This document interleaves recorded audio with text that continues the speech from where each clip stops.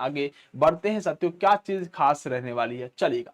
देखिए पानीपत का जब युद्ध हो गया तो युद्ध होने के बाद की प्रक्रिया पर थोड़ी सी नजर डालेंगे और क्या हुआ है साथियों वाकया जरा समझने की कोशिश करेंगे, क्या हुआ है वाकया जरा समझने की कोशिश करेंगे। दोस्तों अगर मैं बात करूं अकबर के बारे में, किसके बारे में, अगर मैं बात करूं अकबर के बारे में, तो अकबर ठीक ठाक काम कर रहा था, ठीक ठाक शासन चल रहा था, कोई समस्या नहीं थी और सब कुछ साथियों ठीक ही चल रहा था अकबर का, सब कुछ ठीक ही चल रहा था अकबर का।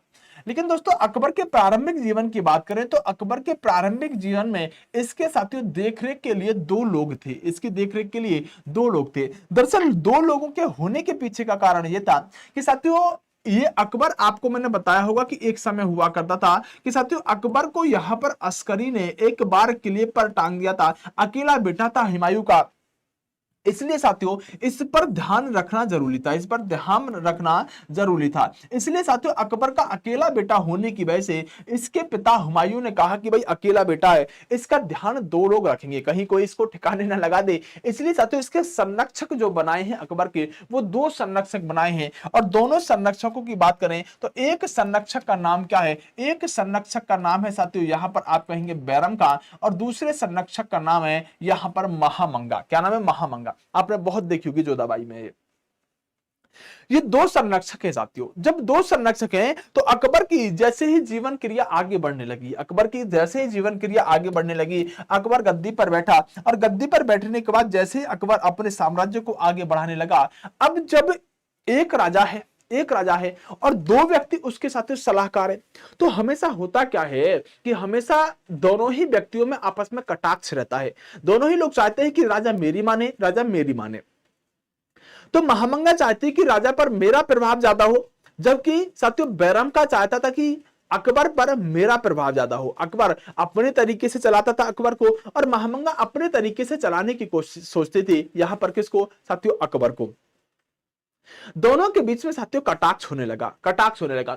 शुरुआत में से साथियों बात करें तो बैरम खां नाम का व्यक्ति, मैंने बता चुका हूं बैरम खां कहां से आया है, मैंने आपको बताया होगा किस तरह से बैरम खां मिलाता है हुमायूं को।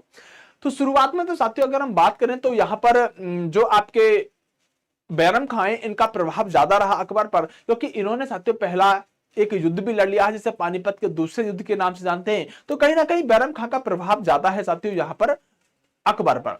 लेकिन महामंगा जो है, ये महामंगा का प्रभाव थोड़ा कम है अभी अकबर पर, महामंगा का प्रभाव थोड़ा कम है और अकबर का प्रभाव ज्यादा है।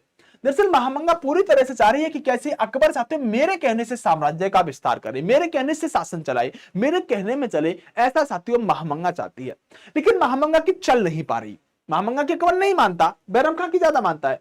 दोस्तों महामंगा क्या करती है कि दरअसल महामंगा की एक बेटी है, इस बेटी का नाम है साथियों जीजी बानो। क्या नाम है, जीजी बानो। महामंगा की एक बेटी है जिसका नाम है जीजी बानो। तो साथियों यहां पर महामंगा इस जीजी बानो का सहारा लेती है जो महामंगा की बेटी है और महामंगा जीजी बानो से कहती है कि बेटी तुझे कुछ नहीं करना, बस तुझे अकबर सेट करना है। क्या करना है, तुझे अकबर सेट करना है। जीजी बानो बोली कि मम्मी इस काम में तो मैं बड़ी माहिर हूं, ये काम तो मेरे लिए बहुत छोटा है, मैं अकबर को यूं सेट कर दूंगी, मैं अकबर को यूं सेट कर दूंगी। अब हो क्या कि साथियों अकबर जैसे अपनी गद्दी पर बैठा हो, जीजी बानो उसके साम्राज्य में होकर नए नए कपड़े पहनकर निकल जाए उसके सामने से। अब अकबर साथियों, अकबर की नजर जीजी बानो पर पड़े, जीजी बानो साथियों अच्छे अच्छे कपड़े, मेकअप वेकअप, पार्लर वालर जाके घूम फिर के आए और अच्छे कपड़े पहनकर साथियों पाजेब पहनकर छन छन मचाती हुई ये साम्राज्य के सामने से गुजर जाए, जहां राजा बैठता था दरबार के सामने से गुजर जाए। अकबर की नजर जीजी बानो पर पड़ जाए, अकबर की नजर जीजी बानो पर पड़े तो जीजी बानो फिर साथियों कुछ समय के बाद फिर से छन छन करती हुई निकल जाए। अकबर फिर से देखने लगे जीजी बानो को।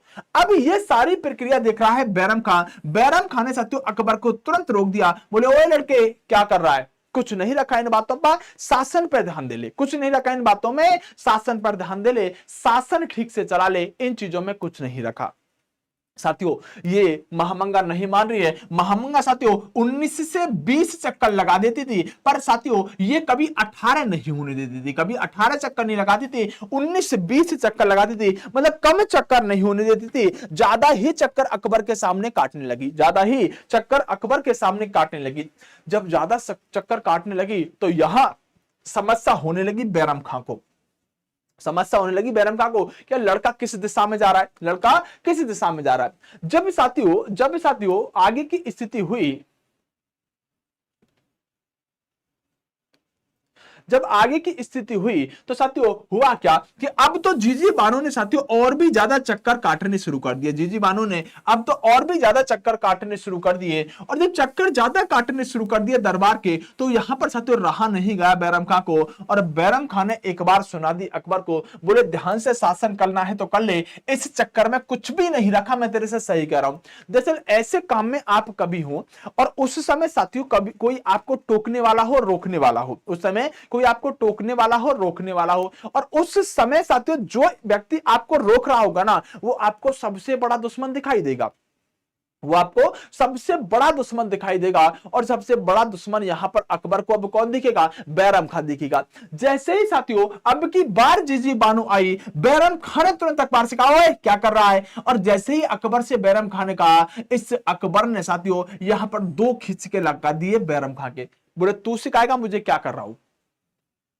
नौकर है, नौकर की तरह चुप बैठा रहा कर, मेरे बीच में ज्यादा इंटरफेयर मत किया कर, पर्सनल लाइफ है, प्रोफेशनल लाइफ को पर्सनल लाइफ से अलग रखा कर, ये काम नहीं चलेगा। खींच के दो बैरम खां के लगा दिए। ये वही बैरम खां है जो कभी अकबर का संरक्षक बना था, जिसने अकबर का राज तिलक कालानौर के अंदर किया था, जिसने अकबर के साथ मिलकर साथियों पानीपत का दूसरा युद्ध 1556 में हेमचंद उर्फ हेमू के खिलाफ लड़ा था। ये वही साथियों आपका बैरम खां है। बैरम खां की भरे दरबार में बेइज्जती अकबर कर देता है।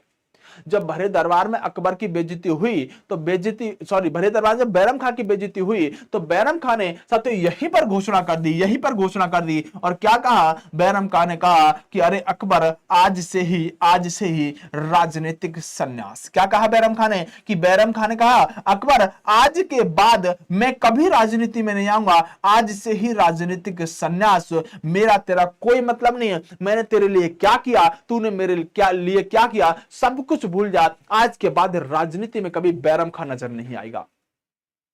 बैरम खां गुस्सा होकर राजनीति से संन्यास लेकर साथियों निकल जाता है यहां से। और साथियों जो राजनीति से संन्यास लिया है बैरम खां ने, ये साथियों 1560 में राजनीति से संन्यास लिया है।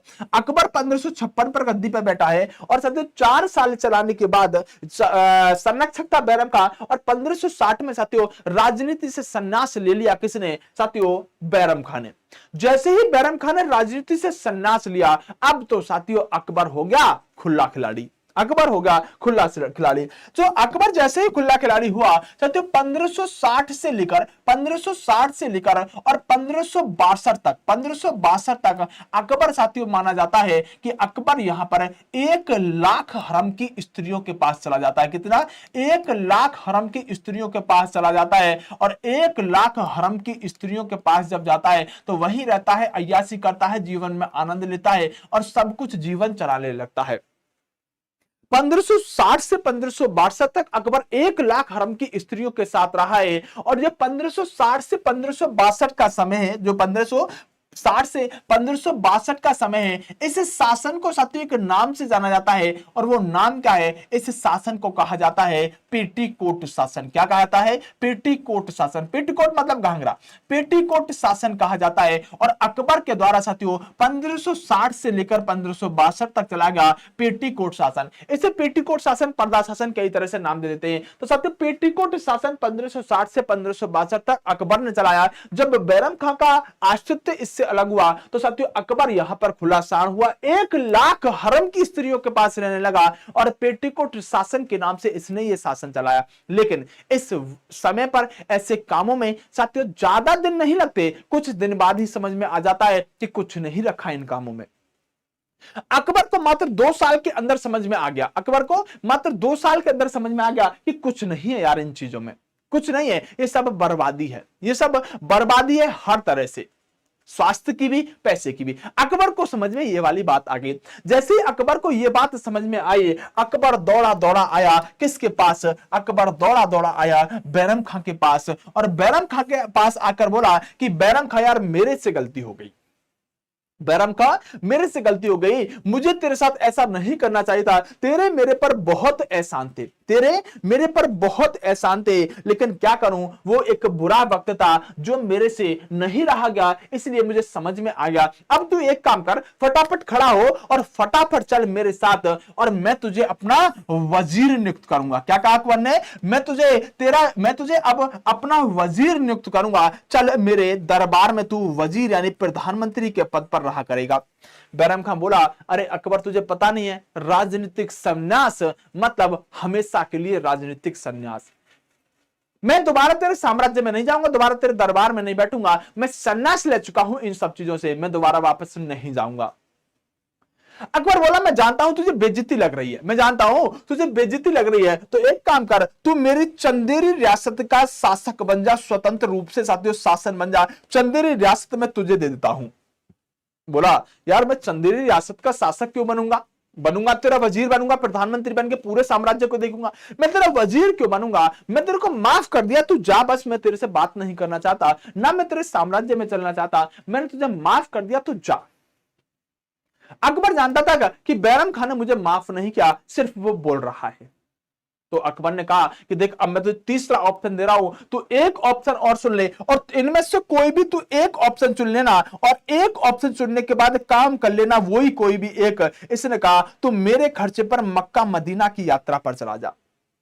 बैरम खान से अकबर ने क्या कहा कि तू मेरे खर्चे पर, मेरे पैसे से मक्का मदीना की यात्रा पर चला जा। अगर तू मक्का मदीना की यात्रा पर मेरे पैसे से चला जाता है तो मैं समझूंगा कि तूने मुझे माफ कर दिया। क्या समझूंगा? तूने मुझे माफ कर दिया।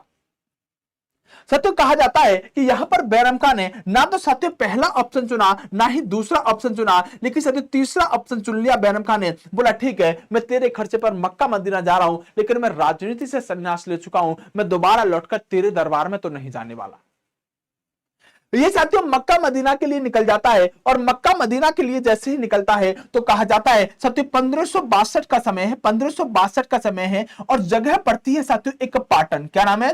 पाटन नाम की जगह पर एक व्यक्ति है जिसका नाम है मुबारक शाह। क्या नाम है? मुबारक शाह। ये मुबारक शाह नाम का व्यक्ति साथियों यहां पर इस बैरम खां की हत्या कर देता है। मक्का मदीना जाते समय मुबारक शाह नाम का व्यक्ति 1500